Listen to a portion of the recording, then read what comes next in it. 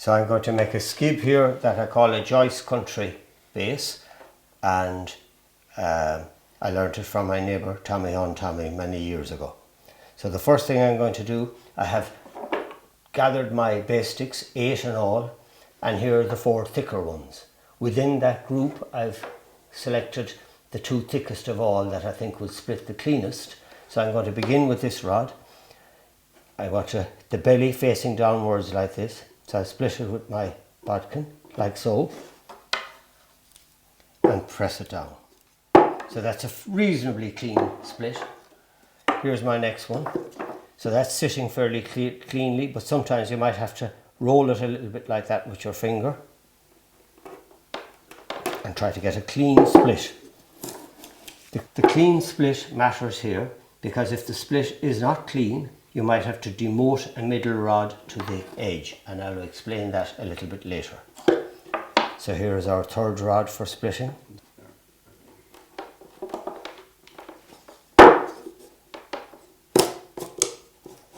So that's split quite cleanly.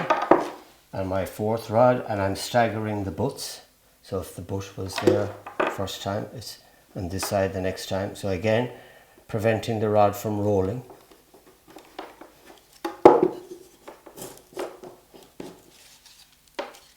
So now I've got my other 4 rods.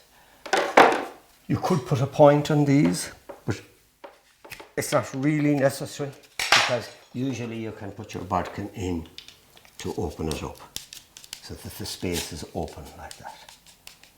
Then you withdraw your bodkin. So the next butt goes this way.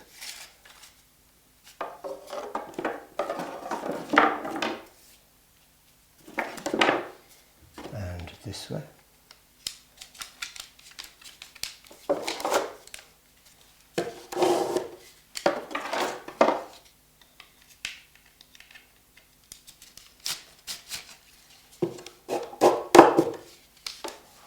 So now we're ready to weave. So I'm going to gather 4 rods. So I'm going to give a clean point to the rod. That's the binding rod. I'm also going to select 3 smaller rods like this. And although these are kind of pointed already, I'll just give them a clean point to begin again. So they will be ready to insert when I need to. So now I'm going to begin the binding here on the left corner. And I piece it in there.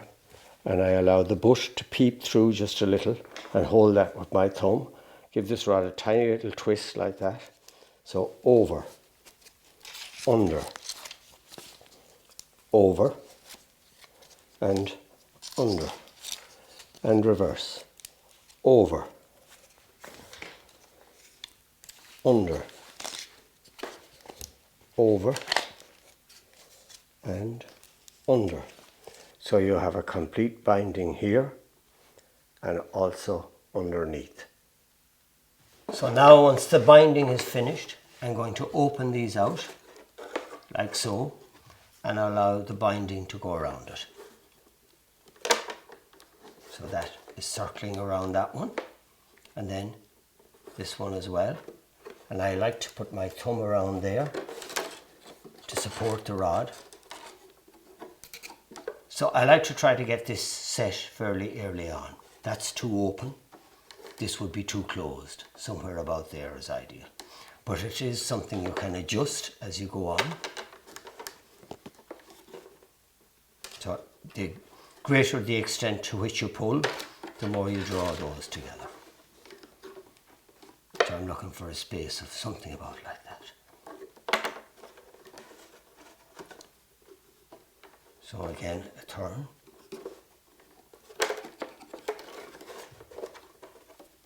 So that's 3 turns on either side, and I usually go to about 6 or 7.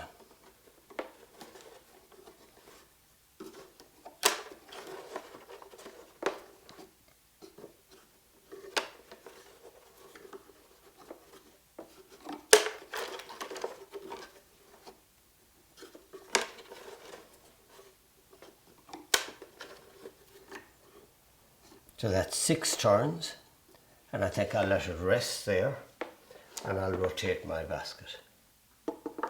And now I get my 3 smaller ones, and I will put one in each of the splits like so. And if I do 6 with this, I will do 7 with the next. Here's my next rod in there into the split section. Again, opening out under that solid rod first, as in the non-split rod, and then having some anchorage back here. Open this out in a similar way.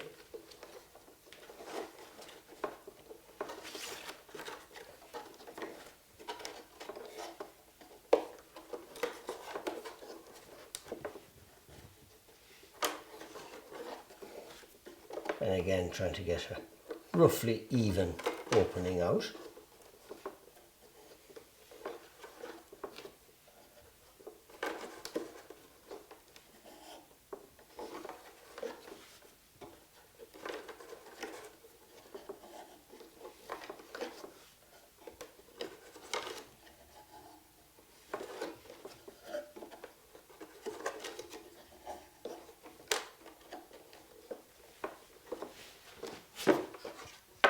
So that's 7, whereas this one was 6. So the next one will go in there. And again, I begin always by going under the solid rod, the unsplit rod, like so.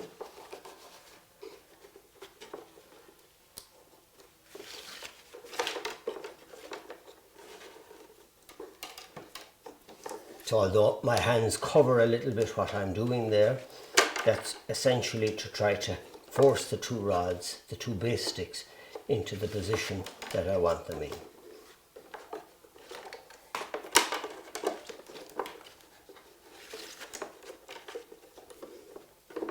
So this is really a repetition of what we've done already.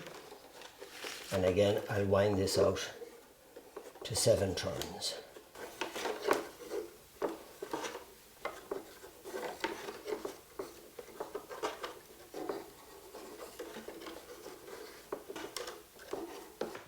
So I have 2 further rods in hand here, maybe not quite as thick as the original binding rod, but maybe slightly thicker than the 3 supporting rods.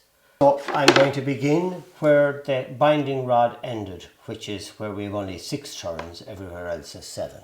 And I lay the first rod in like so that it agrees with what's there already, crisscross, and then fold it around like that. So we can say that that is now securely anchored.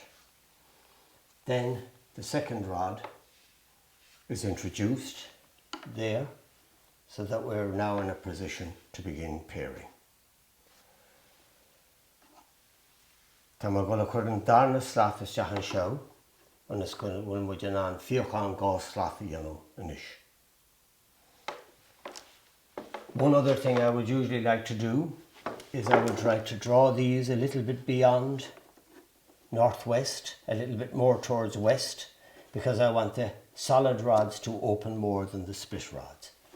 So for that reason, I draw the work towards me a little bit and put my foot here first before I begin weaving. So the left hand rod goes in the gap, the right hand rod is coming out of, and out the next gap, opening out your solid rods as you go.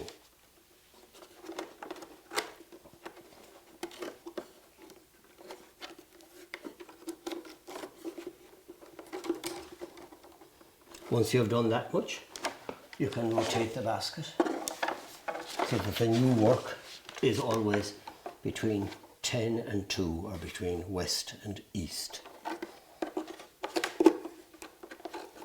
So I prefer to support these split rods when they're being opened out, because they're more delicate.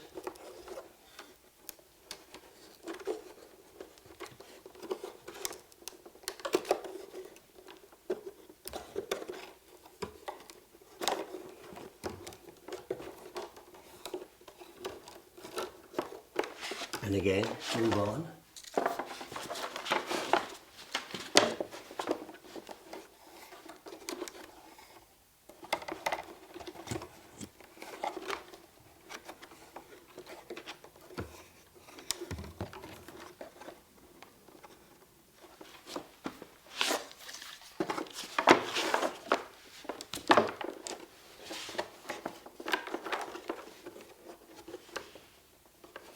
again, 2 split rods to open.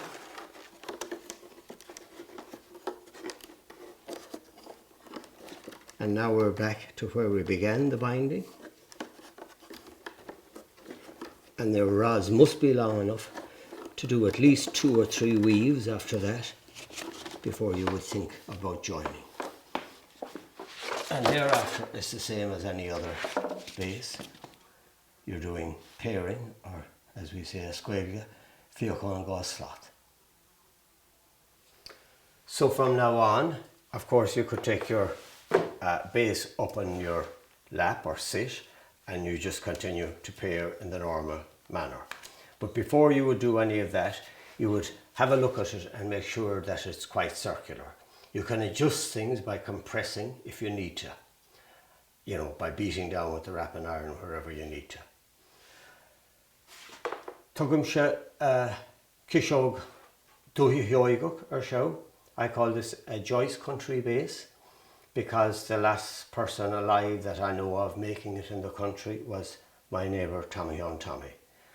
But the examples in the National Museum, there's one from Newbridge in East Galway, over near where I was born myself, and there are examples from a few other places as well. But there's certainly true. Here's one that I made 25 years ago. Same kind of binding, and you could say it certainly wasn't as popular a base as what I call the grid base, the one that was split. But it's a very nice variation and quite important, I think, to keep it alive. If it has a design fault, it is that these split rods are exposed somewhat, so they do need to be quite strong rods so that they will take any blow in use. Other than that, I don't think there's anything too much to look out for. So if we look at this large skib, you can see it as an inner skib, and that's essentially another basket made during the process of making the base. So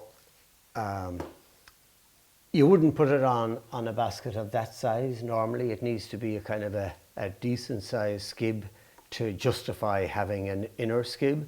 And this was a place where they would put fish or otherwise maybe a bowl of milk, and the potatoes would be in this area, and the whole thing would be placed on a pot, and this was the dip for the potatoes, or alternatively a place where there would be some other offering besides potatoes. So kishog morsha ta kishog biog tiwstihon agus shirdathan shin no nuratatu genuine tone kishon stoppen to a punta orhage agus quantustiach asni biog lain kishon show yano. If we look at this skib that I was making earlier, I could use this as an example of how you would make the inner basket here. First of all, you would thread through the rods. So you would finish by threading that rod inside the previous row.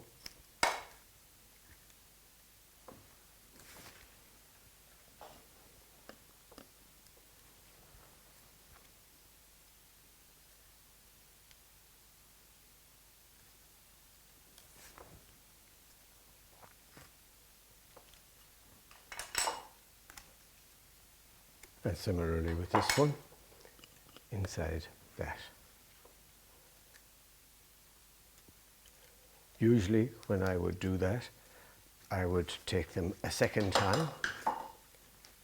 I'd take that again and thread it through there, and that again and thread it through there. But since this isn't something permanent, it's only for illustration, I leave it at that.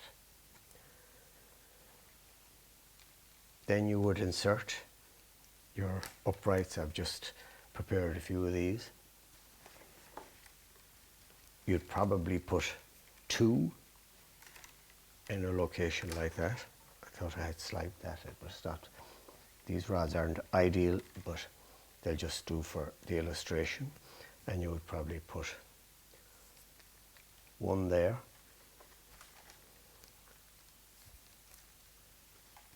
if you felt you might have a number in your mind for the number of uprights. So for something of this size, I'd say 20 uprights would be fairly good. So you might again say 2 here, or you might alternatively say I'll put 2 at the bi-stakes, like that, singles here and here, and 2 again at the north, south, east points, and that would give you, I think, 20 uprights. And then you would stake up all around, gather up your uprights, put on a 3-rod wheel to maybe 4 to 5 rows, and put on a simple behind one border. And then you go back to pairing your base again. Tá mar go le spáintean is a chuí chuirtha ciseán beagas just a gisóg.